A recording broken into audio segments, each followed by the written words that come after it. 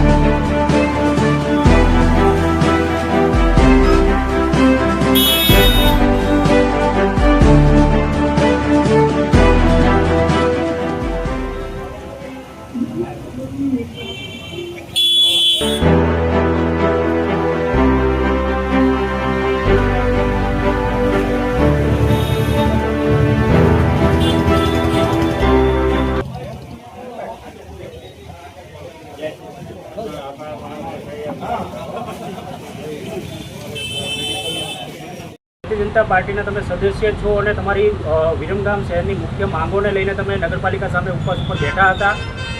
ગઈકાલે મામલતદારશ્રીએ પણ તમે રજૂઆત કરી અને આજે પારણા કરવામાં આવે છે. શું માંગો હતી અને જે છે સંતોષવામાં આવી છે, શું કહેશો? વિરમગામ નગરપાલિકા અને વિરમગામ નગર અને વિરમગામ શહેરના પ્રશ્નો અંગે જે પ્રશ્નો હતા એ અંગે લેખિત રજૂઆત આજરોજ મામલતદારશ્રી, પીઆઈ સાહેબશ્રી, વિરમગામ નગરપાલિકા ચીફ ઓફિસર તેમજ જિલ્લા સંગઠન, વિરમગામ શહેર સંગઠન તમામ લોકો સાથે ચર્ચા વિચારણા કરી અને આજે આવેદનપત્ર માંગણીઓ જે હતી એ રજૂ કરી એમની સમક્ષ એમને બાહેધરી આપી છે કે તમારા પ્રશ્નોનું નિરાકરણ અમે લાવી આપશું. એ સાથે આજે અમે પારણા કર્યા છે. આ સાથે જોડાયેલ મીડિયા, પત્રકાર મિત્રો તેમજ વેપારી સંગઠન અને સાથ સહકાર તમામનો હું આભાર વ્યક્ત કરું. સરકારમાં પણ એક સ્થાનિક ધારાસભ્યએ પણ અગાઉ 1 મહિના પહેલાં રજૂઆત કરી હતી. સરકાર દ્વારા આ વિરમગામ બાબતે કેમ ધ્યાન આપવામાં આવતું, આ બાબતે શું કહેવાય?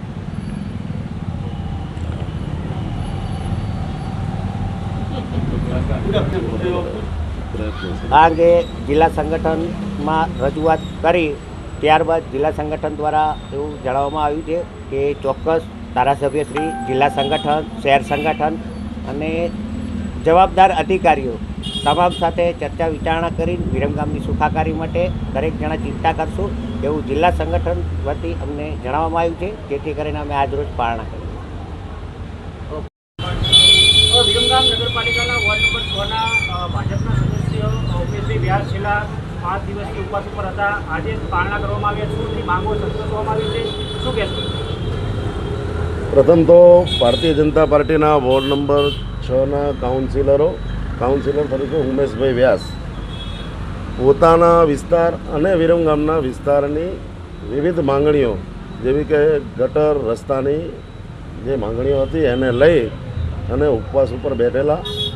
ભારતીય જનતા પાર્ટીના સદસ્ય જ્યારે ઉપવાસ ઉપર બેસે અને જ્યારે એમની માંગણીઓ વિવિધ પ્રકારની અને યોગ્ય માંગણીઓ એમને આજે રજૂ કરી.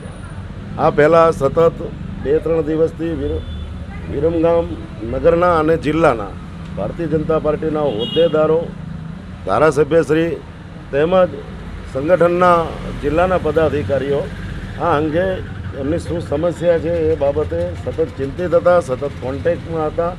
અને એ પણ આપણે જોઈ શકીએ છીએ કે ભારતીય જનતા પાર્ટીનો કાઉન્સિલર જ્યારે ચૂંટણી લડે છે ત્યારે એના માથે કોઈક સંગઠન હોય, એના ઉપર ધારાસભ્ય હોય, એના ઉપર સરકાર હોય અને દરેક લોકો એની ચિંતા કરતા હોય. આજે એમને એમના મુદ્દા રજૂ કર્યા. આમ તો ગઈકાલે મુદ્દા રજૂ કર્યા. સતત અમે જિલ્લાના મહામંત્રી અને વિરમગામ સંગઠન અને વિવિધ હોદ્દેદારો એમના સંપર્કમાં હતા અને આજે એમને એમની માંગણીઓ રજૂ કરી કે આટલી પરિસ્થિતિ અને હકીકતમાં પરિસ્થિતિ વિરમગામની જે કંઈ છે અને એ સુધારવા માટે તમામ લોકો ચિંતિત છે અને સક્રિય છે. આજે એમને બાંહેધરી આપી અને બાંહેધરી આપતા સંગઠનના હોદ્દેદારો, મામલતદારશ્રી તેમજ પોલીસ અધિકારી તરીકે દવે સાહેબ અને તમામ પત્રકારોએ જે વિરમગામની સમસ્યાઓ બાબતમાં જે જાગૃતતા દર્શાવી અને એ પણ અમે તમારા લોકોના આભારી છે કે ખરેખર જે કંઈ પરિસ્થિતિઓ હોય એનાથી તંત્રનું ધ્યાન પણ દોરવું જરૂરી છે અને એ દિશાની અંદર ટૂંક સમયની અંદર વિરમગામની અંદર પ્રજાની સમસ્યાઓને જે કંઈ વાચા મળે અને જે કંઈ તકલીફો છે એ ઝડપથી દૂર થાય. તંત્રને જે કંઈ ઉમેશભાઈએ આ જે કાગળ સોંપ્યું છે એ કાગળની અંદર યોગ્ય કાર્યવાહી ઝડપથી થાય અને વિરમગામના નાગરિકો પોતે સુખાકારી અનુભવે અને સમસ્યામાંથી બહાર આવે એવી અમે પણ તંત્રને વિનંતી કરીએ છીએ. અને ઉમેશભાઈ વ્યાસનો આજ રોજ જે કંઈ એમને સંગઠનના પદાધિકારીઓ, અધિકારીશ્રીઓ અને પત્રકારોને જે કંઈ માહિતી મળી અને આજે એમને જે માહિતી આપી અને એમને ઉપવાસ 5 દિવસના અંતે આજે એમને જે પારણા કર્યા છે અમે એમને આભારી છીએ. અમે સતત કહીએ છીએ કે આપણે સૌ સાથે રહી અને આ ગામની અંદર જે કંઈ સમસ્યાઓ છે એનું નિરાકરણ લાવવાના પ્રયત્ન કરીશું.